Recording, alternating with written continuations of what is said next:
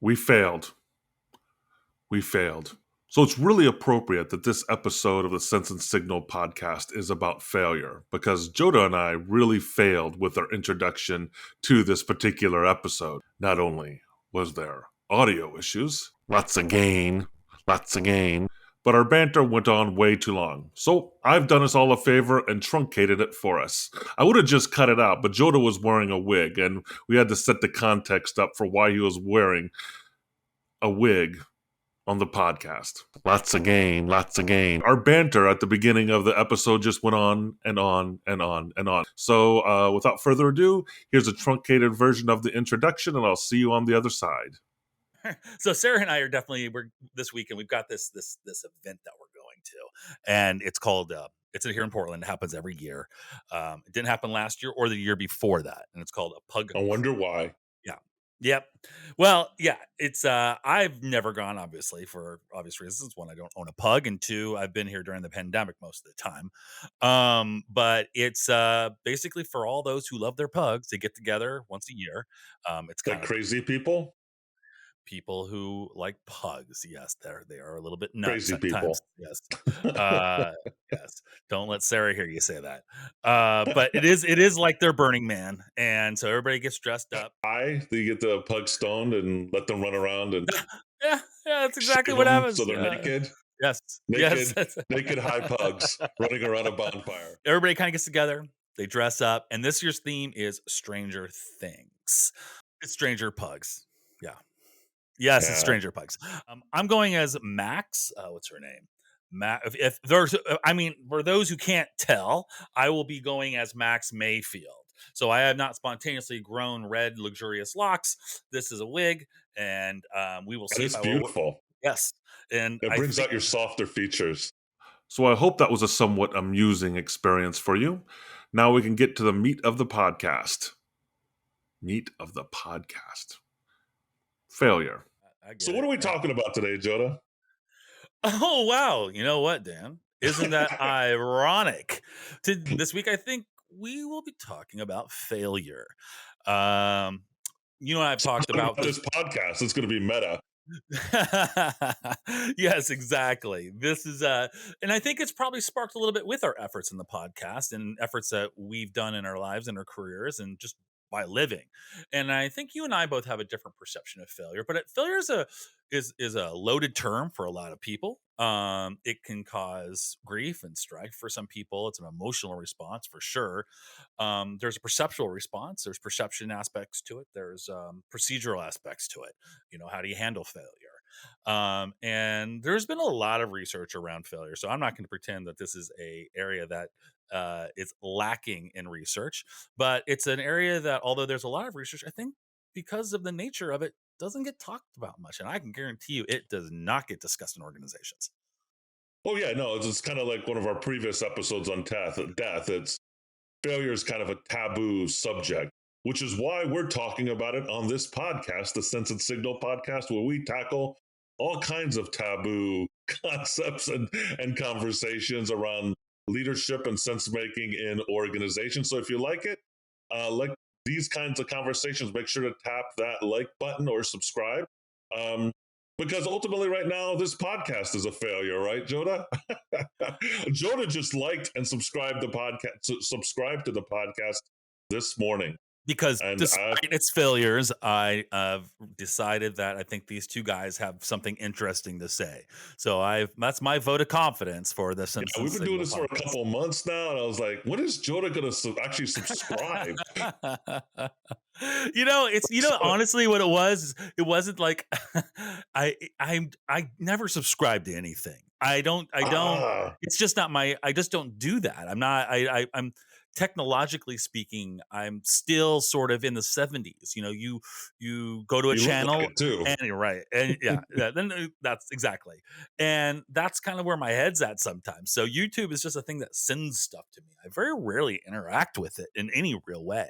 So yeah. I do subscribe to a couple things, but yes, I am now officially a subscriber to the Sense and Signal podcast. The failing and so should podcast. you. Yeah, you should subscribe too.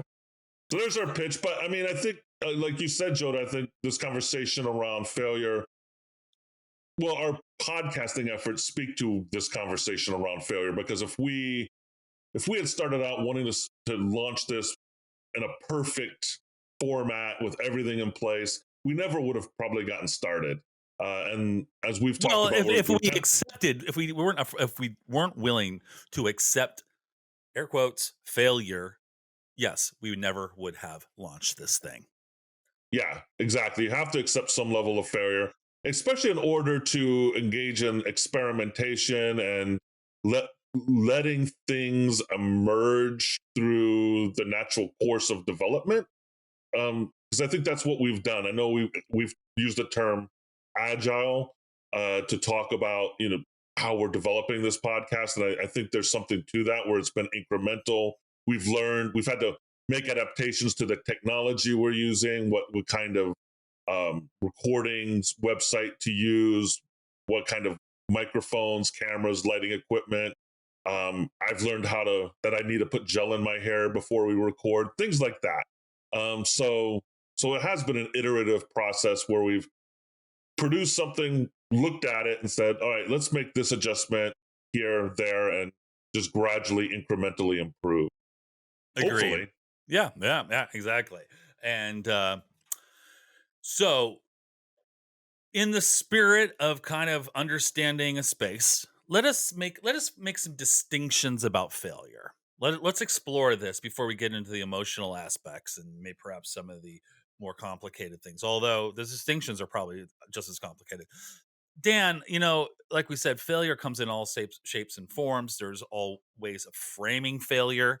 There's, and that's part of the problem, right? It's hard for companies, organizations to make the failure distinctions. Like what is failure? So Dan, what is failure? What do you think failure is?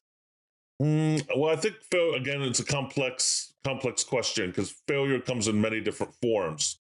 And I'm not going to go into the whole science of the five-factor model, which is kind of informing some of what I'm going to say.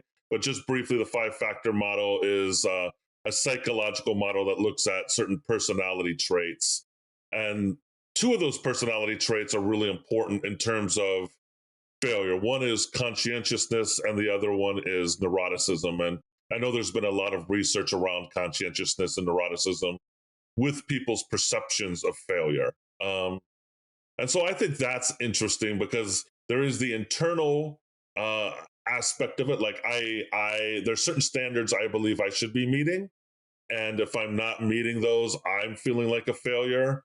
Then there's the societal aspects, like what is society saying is failure, and is that imposing itself on my perceptions about how I'm doing in life or with a particular project?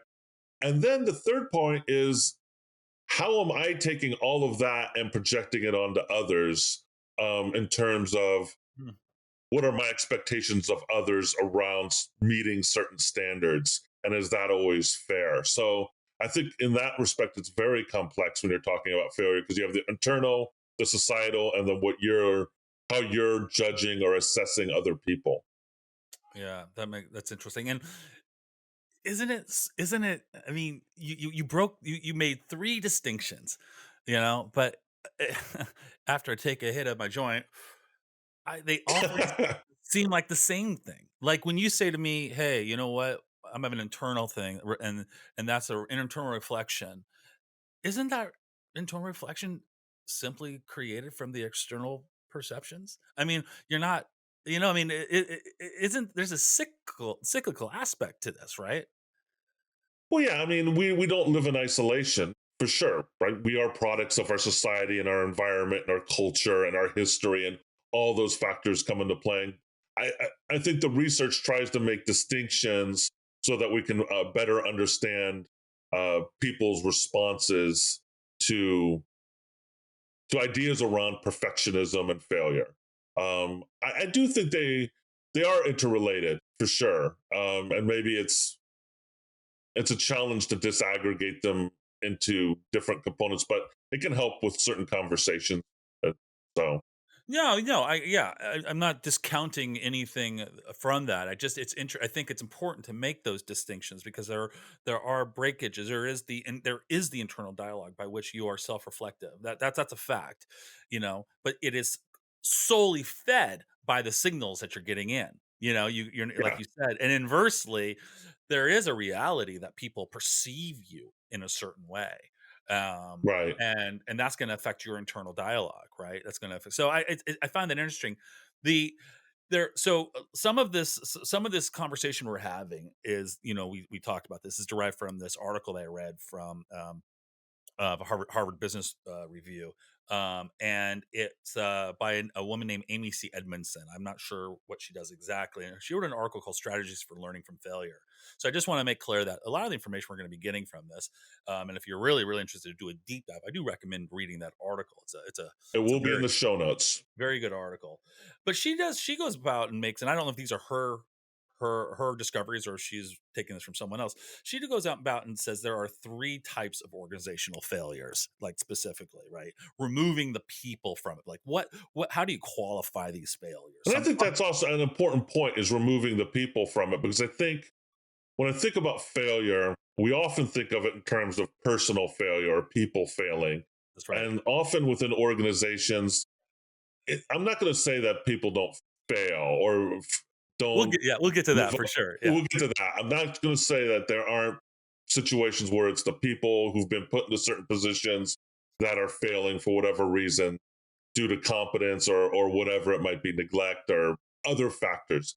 But I think from a systems thinking approach, it's really important to look at the whole organization, because, and not necessarily jump to the person, because I think for the most part, you can make the argument that people aren't coming into the workplace wanting to fail. They're wanting to succeed. They're deriving meaning from their work, and they want to succeed. So it's often, I think, you often want to begin by looking at the system and what is preventing the person from succeeding, or the group of people from succeeding, if something's not happening that you want to see happen.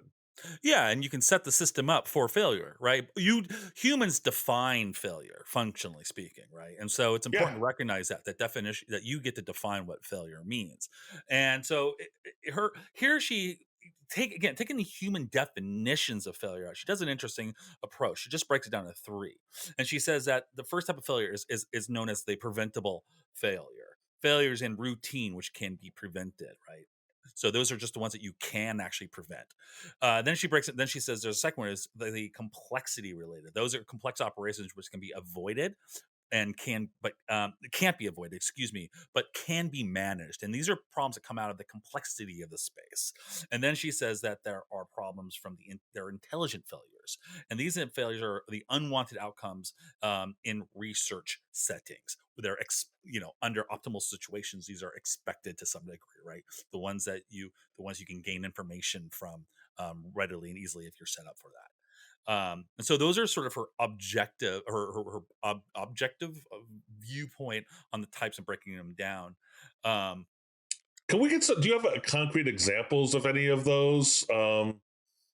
Let's start with, like, the first one. What was the first one again? Preventable failure. So those are typically ones that most of these can be considered bad. Most preventables can be considered bad because they're preventable. That's the definition, right? You don't want that failure to occur. They're complex related, and they're really related to an operations aspect. There's a way So to something wasn't done in the procedure or the process that created a situation where you didn't achieve the goals you wanted to achieve, or Yeah, they're derived from like deviance or inattention, or even right. lack of ability, right? Like, Dan, I'm going to have you now perform heart surgery. Well, you're going to fail because you're not a heart surgeon. Wasn't your Yeah. fault; it was my fault. So there's Sorry, you're dead. yes, exactly, exactly. So if there was just like a known commodity, and and if you do these things, it works, but then it fails. That would be the preventable. Right. Like So not putting, like, the person in the position, putting a person who did not have the competencies they needed to succeed in a position into that role, and they're not able to perform those functions, and so that part of the organization starts to falter. Yeah, and there's what things to learn from those failures, but those are the ones that you typically just don't want to have happen, right? You're trying to make sure those don't happen. The other one, like we said, is complex failures. A lot of and it says here that a lot of failures can occur from an uncertainty of work. So when it becomes so the one that first failure is certainty. I know how to get from point A to point B. With I think we can agree that there are times in work, there are types of work where there's lots of uncertainty, bad leadership, or perhaps the problem space is super complex and no one's willing to grapple with it correctly. And so it's unsure how to move forward. So you're just in this unpredictable situation. And the best practice typically is to mitigate. You have to admit, again, these are her definitions, you'll have to admit that there's going to be failures and how can you reduce those failures. Again, these are not wanted Right. failures, but these are failures that you have to, as a team, as a company, come together with, accept, and figure out how to mitigate those. Right. So, I mean, again, concrete example of that. Do you have an idea of what so I could wrap my mind around this type of complexity type of failure? Yeah, well, I mean, like I said, I mean, you could have a situation where you get new management and they're changing all the processes, and you're still Right. supposed to do your Bringing job. lots of uncertainty. You're still supposed to do your job daily, and the processes or changes are going to take over 6 months. So there's clearly reality that you're probably going to be doing things that are not aligned with the new processes, right? And Right. the leadership should recognize that. It would be unfair for them to come and say, "Hey, you messed up. Although it was correct back then, it's not correct anymore." Um, and so and that's actually a very weak example, but it's a real example. I got one that your description just triggered an example in my mind. A new software that's being rolled out within a company or organization that is very complex. People don't know how to use. There's inadequate training. There's lots of uncertainty about how to navigate that software. I'm talking about PeopleSoft. Um, and and so Yes. PeopleSoft has come in and wrecked your company or organization, and everyone is trying to do the best they can with PeopleSoft from Oracle, and they can't. They can't. They fail over and over again because or they feel like they're failing over and over again because they can't perform basic functions like they used to be able to perform with ease. Yeah. Yes, exactly. Exactly. And there are working conditions where that is, for whatever reason, the constant state of affairs. And it's not necessarily would necessarily be defined as a bad environment. It's just certain spaces are just that way, right? And that kind of leads us into the next failure, which is the intelligent failure. And there's a gentleman, I believe a a professor at Duke University whose name is Sim Sitkin, I believe is his name. And he has coined this a concept called the intelligent failures.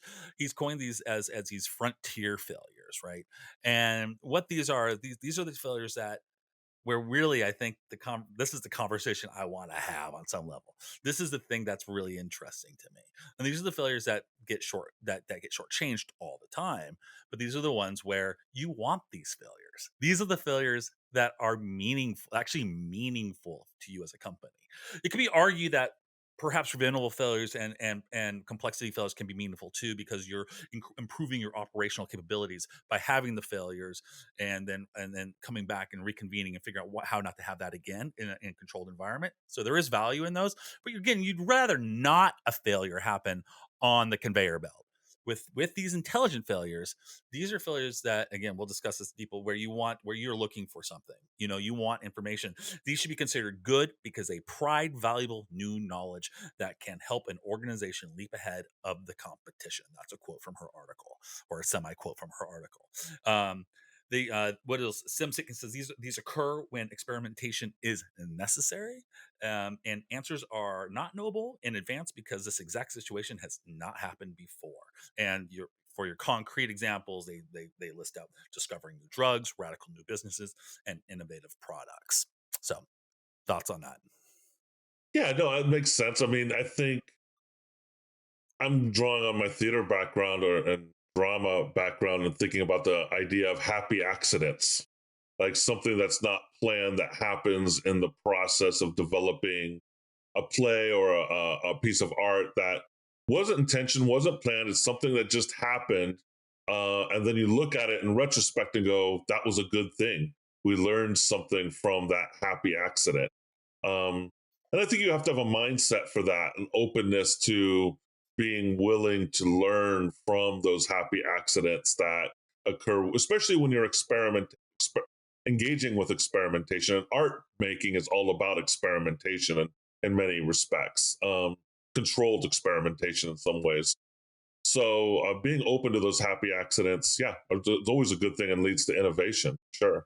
And you imagine that kind of gets us into another area here, and that's like, what is it? What is it? What are the impediments to to having happy accidents? And let's pause on the a notion of happy accidents and exploring that a little bit. And what are I'm curious, like, what do you like? What are these impediments, right? Like, and one of the big ones is the notion of this blame culture, Yeah. and it's understandable that w- it's I'm gonna say blaming people is kind of a reptilian brain thing. Like, you need a cause and effect. It's an instant knee jerk reaction or something to me. You know, I Well, mean, of course, it's always emotional first, and that's I right? think people in leadership positions, and even people in within the organization who are maybe not in formal leadership positions. We all need to recognize that our response always is emotional first, and then we rationalize our emotional response. Yeah, yeah. And imagine if you had a what would it what would a theater group that is driven by blame culture look like? What would that look like? Oh, it would be. Well, I think in any environment it would be a nightmare, but I think especially in a theater environment, it could be a real nightmare. You have to have space for openness to experimentation and trying things out. It would shut down creativity. People would be less likely to take risks, make suggestions. Um, Especially if they felt like they were going to be ridiculed or demeaned for trying something different. Getting back to the idea of a rehearsal room in theater, you want to create a set space again for controlled experimentation. You can't just improv all over the place. You want to have some limits to what you're trying to do, but you also at the same time want to find that equilibrium with creating a space where people feel free to try something new uh, and not be penalized for it. That's right.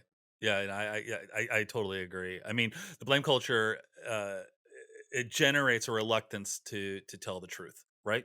I mean, and to be authentic about a situation, resulting in an environment where I'm going to bring back the organization, and even in theater, right, where failures go unreported and their lessons are lost, right? So if I am going to, like you said, the reason why it's important in the theater isn't that you don't want people to rah you. I mean, that's not necessarily the point. You want people to have constructive criticism against your efforts so that true corrections can be made, right? You don't want to be, hey, that's the worst thing, don't ever do that again. You want to have the knowledge that people know that you're acting in good faith, no pun intended, Yeah, no, and for sure. and that you're truly trying to do things, and that way you get real and uh authentic input and dialogue between what's working and not working. And if you're in a blame culture, that's really going to short circuit that issue. And you know uh and one of the questions that leaders oftentimes ask around this is to say, if people are not to be blamed for their failures, how can they be expected to be responsible to do their best work? And that's a Well, I think that makes an assumption that people don't want to be responsible for not achieving certain goals or things like that. And you know, occasionally that might happen, but I think for the most part, people do want to do a good job, right? They do want to be successful in whatever role they've been placed in. And again, getting back to the systems, thinking about what's preventing them from being successful in the role.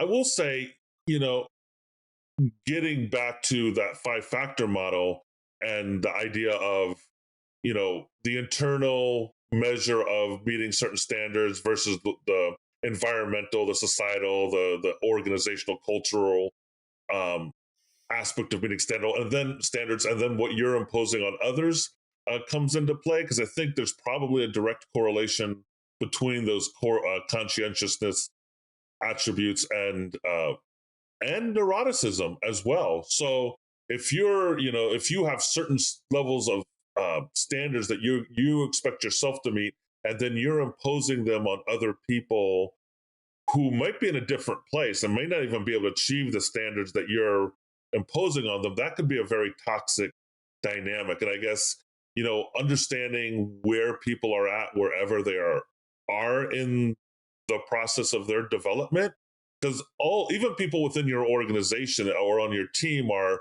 at certain levels of development.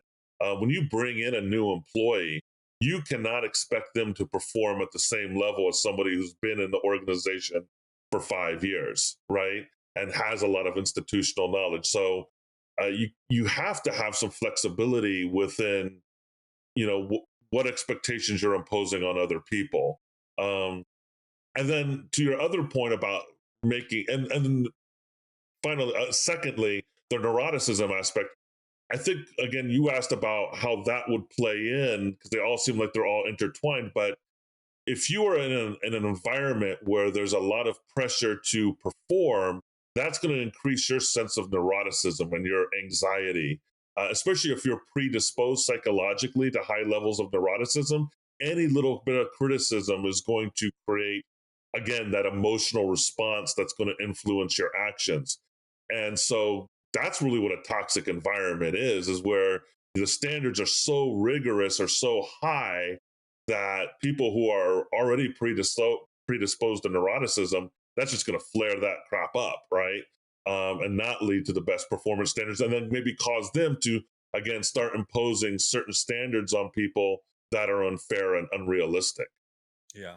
Yeah, no, that makes complete sense. And in fact, Amy Edmondson, I guess she did some research and she asked leaders around. They said so because there's this notion of there's failures, there's blameworthy failures and there's non-blameworthy failures, right? And again, I think we can say that, the blameworthy ones are the ones where it's a deviant action, or you weren't paying attention and you got that kind of thing. That would be blameworthy.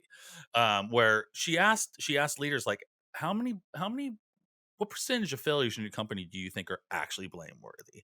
And they would say something like 2 to 5% were actually truly blameworthy, because I think as leaders, they realize that systems can set people up oftentimes for failure. Exactly. However, when asked how many of that, how many are actually treated as blameworthy, and she said they kind of chuckled and would say somewhere between 70 to 90%.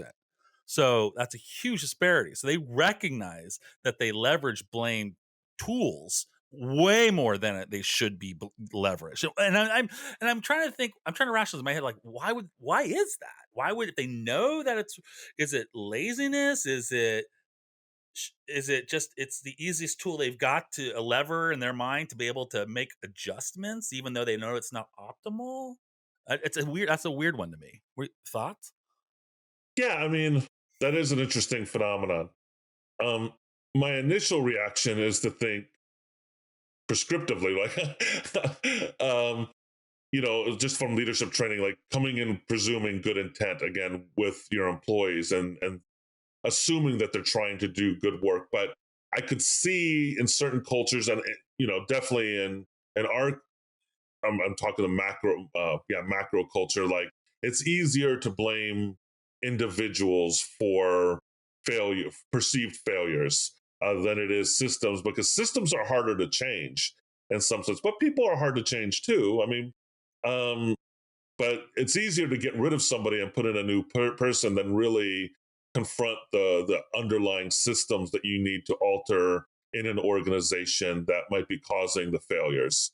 Um, and so that's, I think that gets all into change management too, and why change management is often very difficult because systems are really difficult to change over time.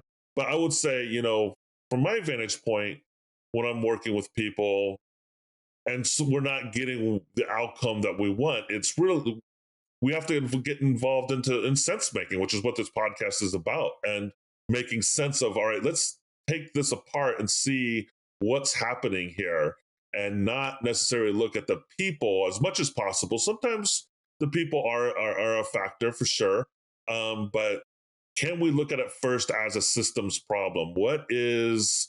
What's wrong with the system that we've set up that's not helping us achieve the outcomes that we want, and then what can we do to change that system?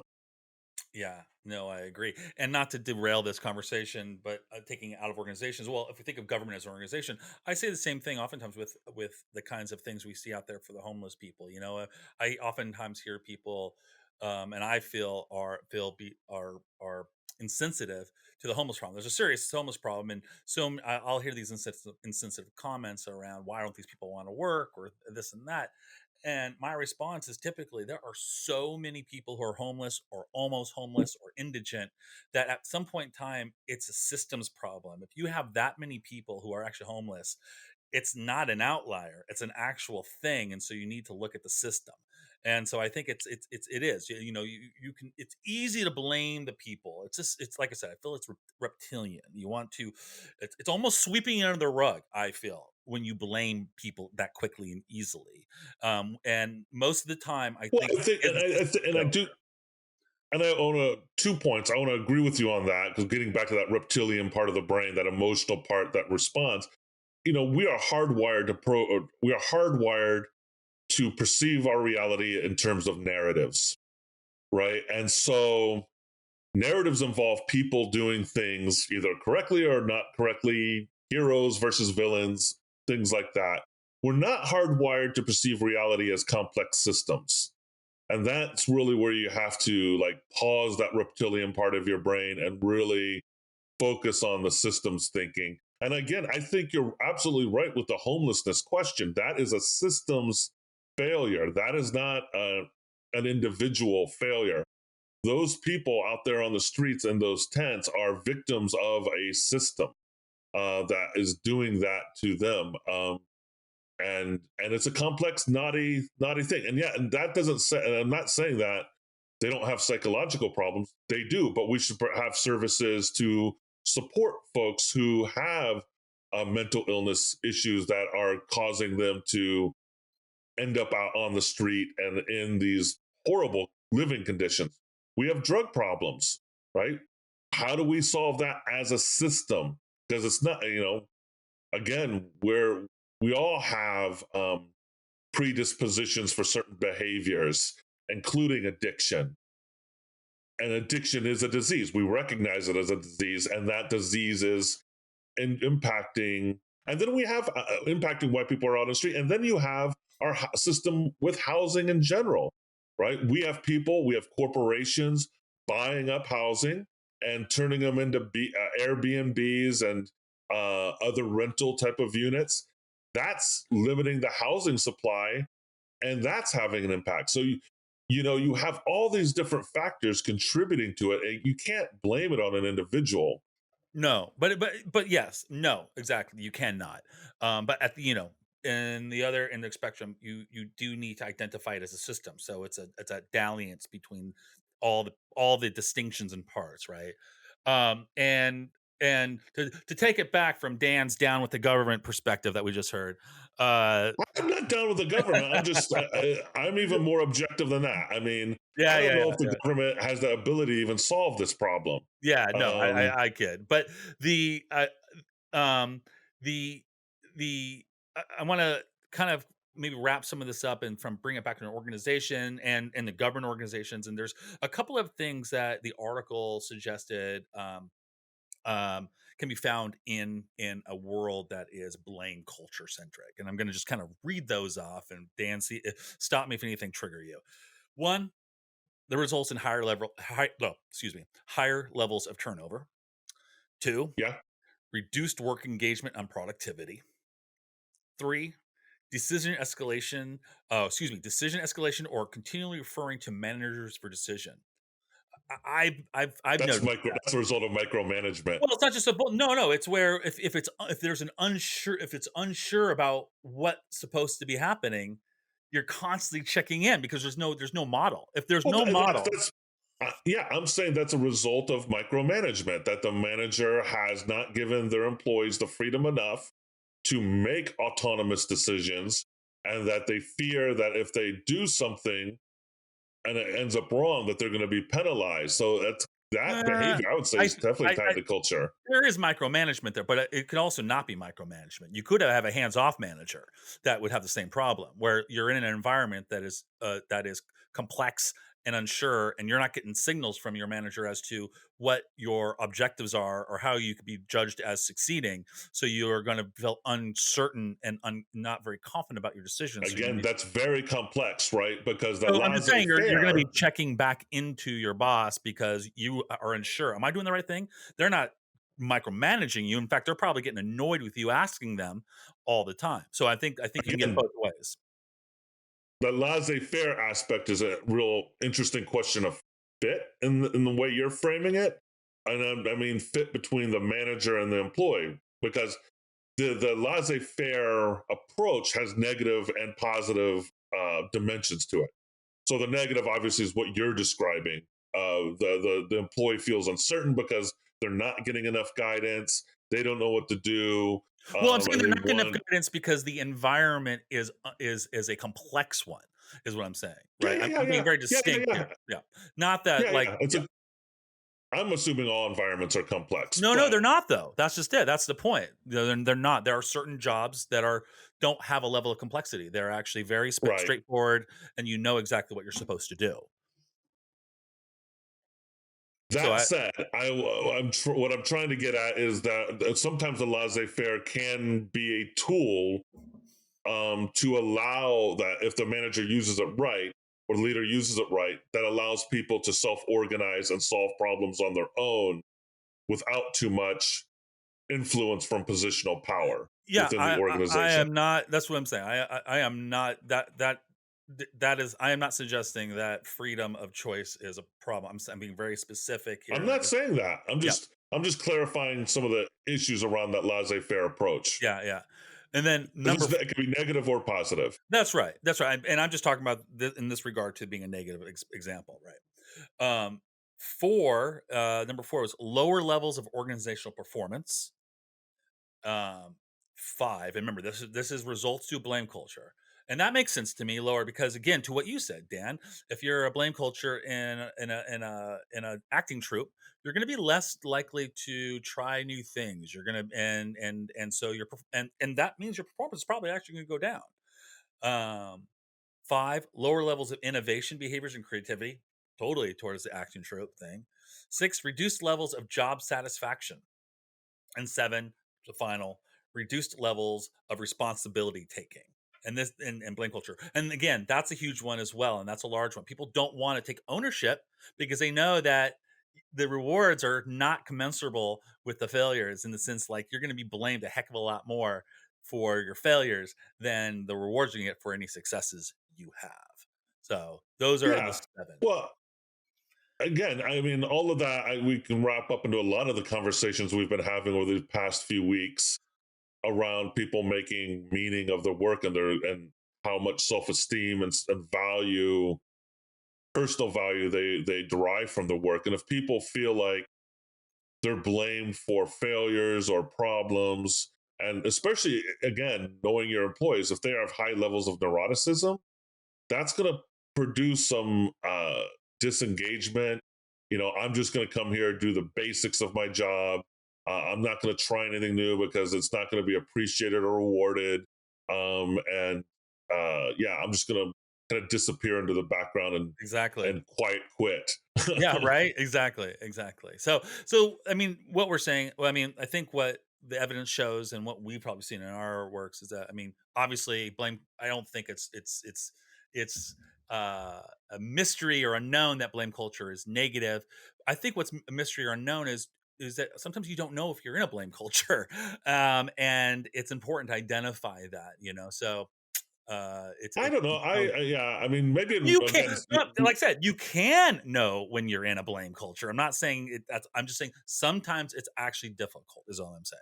Not Yeah, yeah, all. yeah. I'm not disagreeing with you. I'm. Yeah. It's yes and here. I agree with you, and yes, I have experienced multiple cultures within the same organization, and some where it was a very much a blame culture, and it was coming from certain leaders. And again, generational. I think there were different generation of leaders that tended to behave in that blame culture manner, and that I think you're hopefully seeing a new generation of people, especially Gen Z. I think coming into more leadership positions, and probably millennials following close on our heels. That some of that might change. um, I hate to get into generational stuff because I know there's more to it than that. There are psychological factors and there are statistical factors. Like there's going to be, a lot of the blame culture probably does come from that very high levels of conscientiousness and high levels of neuroticism in people's personalities. And that's going to be distributed across that bell curve in probably pretty equal distributions through generations. You'd think. Maybe I'm wrong there, man. Maybe that needs to be studied. But I do know from that theory, like it's not fixed though. Like conscientiousness does change over time. And so you could become more aware of your own maybe extreme levels of perfectionism that's being driven by your own sense of conscientiousness, and be able to try and mitigate that and control that and decrease that, especially if it's having negative effects on the people you're working with. Yeah. No, and that makes a lot of sense to me. Um, well, let's take the opposite discussion now. So I'm thinking like we've discussed this notion around um, friction for against failure. And there's other reasons why failure doesn't occur in a company, and good reasons and bad reasons. But let's talk about the opposite, the acceptance of failure. And really, I'd like to talk about parties, Dan. I want to talk about celebration of failure. You're getting ready to go to a pug party. I am. So So those stoned pugs, those stoned naked pugs dancing around a bonfire, yes. Well, let me add. I mean, like licking each other. so. Uh-huh, yes. That we'll cut that out. No. No, no, So I love it when pugs lick each other. yeah, yeah. Stoned pugs lick each other. Sure, sure. Um. So I mean, I think you and I both. I mean, you and I have talked about this before. That life in general should be embraced, and its unknowns should be celebrated. You and I think, are academics at heart. We love to learn, and that's not necessarily true for everybody. And that's not necessarily a positive. It's just a state of affairs. But I think you and I would also agree that organizations need to have a learning culture, and we have spoken about this. I mean, we've discussed it with regard to a previous podcast that we did, which was around what's it called, sense making, and then the sense making is about really looking Well, sense making organizations, yeah. sense making organizations and looking at your organization and seeing the information that's coming in, collecting information and making choices on that. So I like to talk. I mean, I'd like to talk about that for a second. And before we get into that, I'm going to read off a thing called the failure spectrum. And Okay. and the really reason why I want to talk about that are the final aspects to the spectrum, which are the interesting ones for this like celebration of failure. So it starts off with the opposite of celebration. So it it goes from, I believe, well, I'll just start at the top. So these are the types of failures, or I guess. So you got deviance, which is an individual chooses to violate a prescribed process or practice. Inattention, an individual inadvertently deviates from a specification. Lack of ability, I think we know what that means. It doesn't have the skills to complete the task. Process inadequacy, A competent individual adheres to prescribed but faulty, incomplete process. That's an interesting one, right? That's where it starts to break down, where you could see you being blamed, and it's not your fault. The system was broken. Task challenge: an individual faces a task too difficult to be executed reliably over time, so like an unrealistic goal. Process complexity: the process composed of many elements break down when it encounters novel interactions. Now we're starting to get into the space, I believe, where parties should start to happen. Uncertainty: a lack of clarity about future events causes people to take seemingly reasonable actions that reproduce undesired results. Hypothesis testing: an experiment conducted to prove that an idea or design will be succeed or fail. And exploratory testing, one of my favorites. An experiment conducted to expand knowledge and investigate a possibility leads to an undesired result, or maybe even a desired result. So you're reaching out, you're putting out a fishing line, and those are the failure spectrums. I don't know. I don't know if it's comprehensive, but all of that makes sense to me as the distinctions of failure. But the ones that I'm most interested in are the bottom ones, the last ones, the process complexity one, the uncertainty one, the hypothesis one, exploratory testing one. And I'm going to assert that these are the ones, these are the failures mostly, and increasingly so as you go down that list, that you want to fail. That as a company, you want to see some failures in there. Hmm. What do you think? Yeah, I think in any complex environment, you're going to have failures. I mean, all of those speak to complexity, and if you're not having failures, you're probably not trying enough things. Right? I mean, it's almost like in an environment where you've defined that you so I thought of this quote: organizations that are willing to admit they don't know are on the path to knowledge recovery. You know, I think that's the first point that organizations need to admit, not because I, I've been part of so many companies that are so rah that when you don't want to be the skunk in the room saying, this doesn't make sense, or the emperor has no The like clothes. toxic positivity corporate culture. Total toxic positivity, right? It makes it really hard to dissent. Makes it really hard. It can really thwart the ability for people to really talk truth, and it happens all Yeah, because the they time. don't want to hear it, and then they're all looking at you like, what's Joda's problem, man? Why is he always such a downer in that red wig? That's right. That's right. He And should be happy, most, and the like fact of the us. matter is, most organizations treat failure as something to completely avoid in all circumstances, and that's not true. I mean, that really No, shouldn't be. no. Well, getting back to the rehearsal room metaphor, I mean, not every experiment you take is going to be good, right? You're gonna make some choices as an actor or performer that you in the moment felt like, oh, let's try this, right? I'm going to try falling out of my chair when I deliver this line or something like that. And then the director says, like the idea, didn't quite work for the this particular beat. Let's try something else. Give me something different, and then you continue that experimentation process until you land on something that kind of works and fits the tone or mood or whatever you're trying to build in that particular instance. And I think the same is true in organizations when you're building products or programs. You launch it, you see how it works. There are going to be some tweaks you need to make, and you change it, and it organically evolves over time. And that's kind of like how I like to work: is organic, incremental improvements. Because I believe it, they always end up stronger and more resilient and more sustainable over time than something you're trying to impose Agreed. on the world. No, agreed. Agreed. And I think that a organizations need to develop a tolerance for failure, because I mean it's they will become more successful when they are learn to extract knowledge from those failures. Now, if you're not going to extract knowledge from those failures, then you're going to have to not ever fail.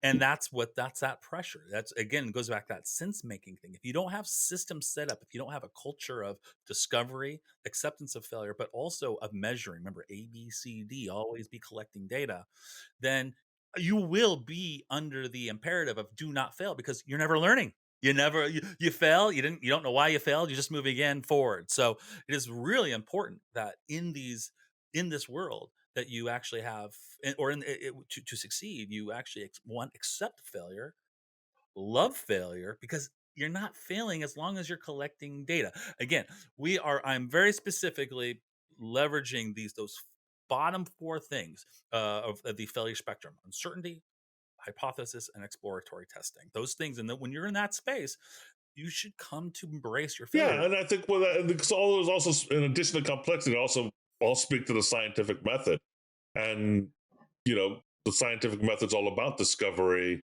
and Mhm. failure and proving the By null definition, hypothesis, and yeah, absolutely. like this thing that you're doing is actually having no impact, and we need to recognize it, right? um That way you so don't spend more money going down that path. I mean, I can't tell you how many times I've heard people say, "I only wanna know what to do, not what not to tell me what not to do." That is that again, that's that avoidance of understanding of failure. You wanna know what not to do, so you don't go down that path. You're actually reducing your choices to the optimal choices when you start to weed away the bad ideas. And I've discovered that a world in the modern day leadership where it's really imperative that leaders are decisive decision makers, and they are rewarded for that kind of just sort of making directional choices, that it's really difficult for them to take a pause and reflect and kind of ponder and scratch their chin for a second. That is not reflected in their bonuses at all. well, yeah, and I think again that comes down back to the issue of complexity and simple systems. When you're dealing with a simple problem or simple situation or even a complicated one, it's easier to make those decisive decisions because you probably have the institutional knowledge, the experience to make a really strong informed decision about how to react in a certain instance. Whereas if you're in a complex environment, the idea of complexity is that there's so many variables, you are in a place of uncertainty. So it's harder. You have to be open to probing and experimenting and failing as part of just being in that type of environment. Yeah, no, agreed. Yeah. And And so I will say the one thing I keep thinking about, Joda, as we have this conversation though, is consequences of failure and how that, and I'm not talking just interpersonal or organizational or even internal consequences of failure. I'm thinking like if I'm always thinking of this idea of a neurotic organization, and it's being turned into a neurotic organization because it is on the precipice of true organizational failure. Like it's going to shut down, and something has to be done to turn the tides. And and and how do you deal with that? I mean, it's a whole different episode, but I think it also speaks to this idea of failure too. Like, because I could see organizations like that behaving in very erratic, uh, uh, reptilian ways, in a sense, because they don't have time to process the complexity of the environment that they're in, and all the alarms are ringing around them saying you're going to perish soon if you don't fix something. Good. And yes, obviously, right? We're not there. There are reasons not to fail. There are, but one can argue if you're not collecting data in a exploratory required space, then you are failing. And literally, I'm not even being cheeky. If you're not failing No, no, it's regularly, just true. We always, then yeah. you're failing because you're not going to succeed. So you are failing by not collecting the data. So you really have to ask yourselves. Those are just business But decisions. what data to collect is also an important question too. Oh no, of course. You need space. If you There could be situations that are so untenable that you're just might not even succeed because the amount of data you need to collect. Like if I give you $10 right now and say, "Hey, I'm gonna give you $10 to do research to figure out how to get us humans to Pluto, and here's $10." You can start. You don't have enough resources to make that happen. You can do explore. Your Right. failure is going to stay a failure because you just don't have the resources. So it Well, I'm going to give you again, going back to a concrete example of this. Within the data collecting and sense making and failure, domains. So in higher education, we're all obviously having enrollment challenges with students, not enrolling, not coming back to school after the pandemic. And some of that's larger trends nationally, so that have been ha- occurring historically over the past decade, and then there's COVID just compounding the situation. And when you're collecting data on it, you know, again, I sometimes see people going to the easy, the low hanging fruit, like technical things, and what can we do to correct this technical issue, and having a harder time wrapping their minds around the bigger cultural points that might be impacting it. And again, going back to the question of, well, why do we blame the people versus the system when we're trying to tackle fear? It's easier to blame the person rather than the system. And it's easier to solve a technical problem than it is to grapple with Oh yeah. the complexity of a cultural one. Yeah. No, 100%. I mean, that's and you'll be rewarded for grappling with that problem most likely than actually dealing. And there's anecdotes, not anecdotal. There's story after story around that, of being rewarded for the wrong behavior, but it's just perceived as being the right behavior in the organization that you're in. It's Yeah, just because I would argue the technical stuff might help move the dial a little bit, and but the cultural stuff is what's going to move the dial in a major way. yeah. And sometimes, and the technical stuff is easier to fix Oh yeah. often than the cultural stuff. Yeah, and again, you're going to see stuff, and you'll be able to then go back and report. And that's one of the things that are considered good failure processes: is getting one person on a thing on a problem, tell us why it failed, read out a report, and send it out to everybody. And that is just not the way to handle that stuff. In fact, going back to the party thing, Eli Lilly actually set up years ago. They have a thing called, this is awesome, failure parties. What a way to embrace failure. They have these failure parties, and they collect all the failed experiments or projects, bring everybody together in one room and shoot them all. No, just kidding. And they actually drink themselves into they drink themselves into oblivion and have a good time.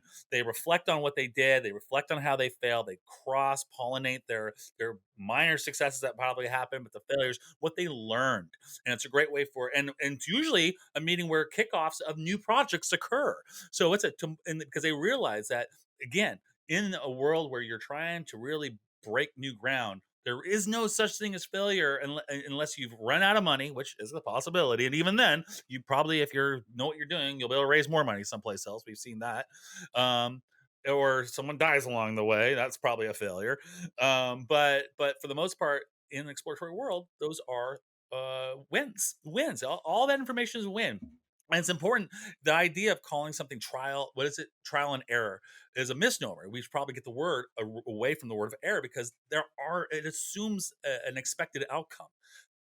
When you say error, it should just be trial and information, because that's what you're trying to I collect. like that. And you're actually collecting data, and so there isn't going to be a failure in that. Now, you might have a hypothesis that you go in that's going to come out wrong, and historically, like, oh, that hypothesis is wrong, you failed. No, scientists don't think that way unless they got funding from the federal government, and it needs to pan out so they can get their $1 billion. But pure science doesn't think that way. And so it's really important that that companies have a strong uh, openness to this concept of experimenting and failure. And there are five possible five approaches to help companies do that. And I'm going to read them off real quick, Dan. One is, you want to make sure you frame your work accurately. You want to embrace the messenger. We know that oftentimes organizations do shoot the messenger. Again, going back to that thing, like where the person goes, "Oh, I got some bad information here," and everybody kind of looks at you badly and is like, "Oh, never mind, Like, it wasn't that bad." worst employee of the year. Yeah, right. Well, and what usually happens when you do that, it's like, well, why is it? Why that's your, it's like, why is it bad? Why didn't you fix that already, or something? It becomes really, really toxic sometimes in certain environments. Acknowledge Yeah, when. the question should be, why didn't you fix that? What did you learn from that? Right. It Should be needs the question. That's right. Exactly. What did you learn from that, or what can we learn from it? Or let's now learn from that, or something, right? Three, acknowledge the limits of us. Just acknowledge them. That's a real big one because oftentimes, again, in these rah rah cultures, there are no limits. It's to the sky and beyond. No, there's limits. Invite participation. So it's really important to get interdisciplinary approaches to these processes and set boundaries and hold people accountable for sure. You do want to set these boundaries. You do want to hold people accountable, but that lays the canvas work. As long as everything else is fair, you're gonna get most likely good results. Nice. So I think you're going to start a trend here, Joda, or maybe I foresee multiple new trends sweeping across the United States and the Western Europe You and talking about my hair? My red? beyond. Oh, yeah, I thought you were Maybe three. The hair, the hairstyle, I think. Pug parties, stoned pugs dancing around bonfires, stone naked pugs dancing around bonfires. I think yes, that's going to be a thing. Yeah. yes. And then, failure parties.